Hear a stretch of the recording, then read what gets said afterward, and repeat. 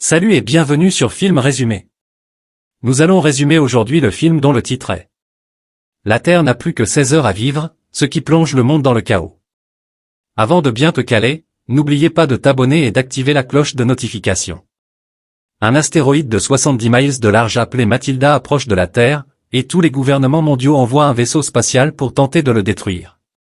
Malheureusement, le vaisseau explose dès qu'il entre dans le champ d'astéroïdes, ce qui signifie que l'humanité est condamnée.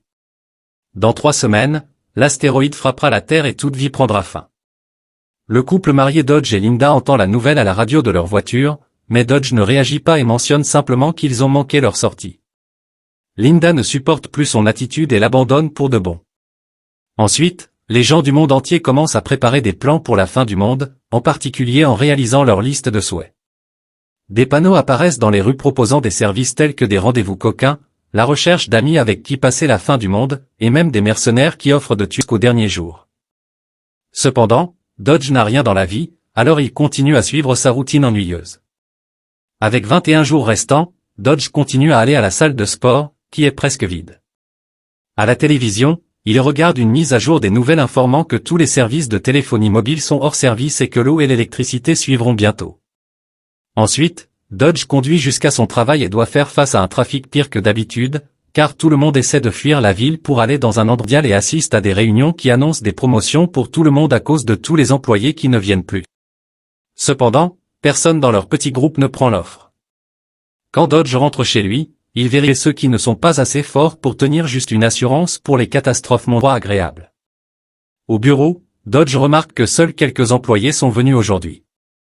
Il continue de répondre aux appels de clients qui veulent savoir s'il existe sa boîte aux lettres, mais elle est vide comme d'habitude. Il remarque également sa voisine Penny courir hors de son appartement après avoir rompu avec son petit ami Owen, qui lui crie dessus. Ensuite, Dodge entre dans son appartement et trouve Elsa, son femme de ménage hebdomadaire.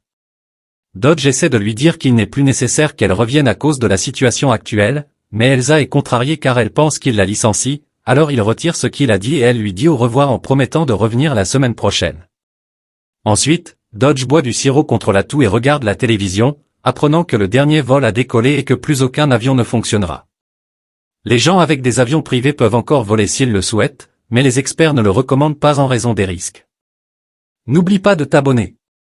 Avant d'aller se coucher, Dodge trouve une araignée dans la salle de bain et se prépare à la tuer, mais finalement, il décide de la laisser vivre. Cette nuit-là, l'araignée marche sur son visage. Le lendemain matin, Dodge se réveille avec de nombreuses piqûres d'araignées sur le visage. Quand il arrive au travail, le corps d'un collègue qui vient de se suicider atterrit sur sa voiture, le laissant sous le choc. Une semaine passe et, avec seulement 14 jours restants, Dodge se rend à une fête de fin du monde organisée par son amie Diane. Elle a un fils adolescent qui insulte ses parents avant de partir et ils lui répondent en l'insultant à leur tour, sans plus se soucier de rien.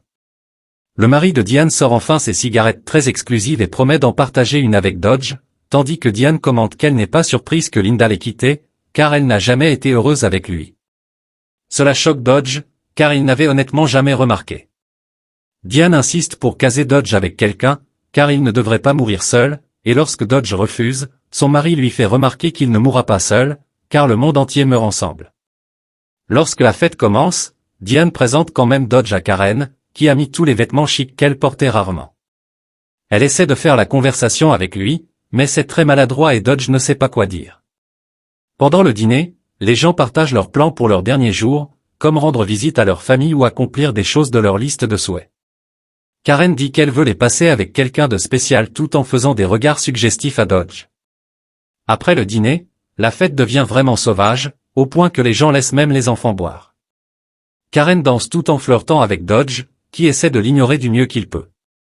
Un ami dit à Dodge qu'en raison de la fin imminente, les femmes n'ont plus de normes et chaque homme a une chance, peu importe son apparence.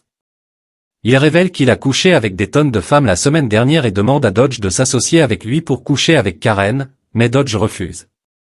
Bientôt, les feux d'artifice et les drogues illégales apparaissent et Dodge ne peut plus supporter cela, alors il se cache dans la salle de bain. Lorsque Diane vient vérifier, elle le choque en essayant de l'embrasser. Dodge la repousse immédiatement et lui rappelle qu'elle est mariée, mais Diane explique que plus personne ne se soucie de ça. Fatigué, Dodge décide de rentrer tôt chez lui et de réfléchir à sa vie passée.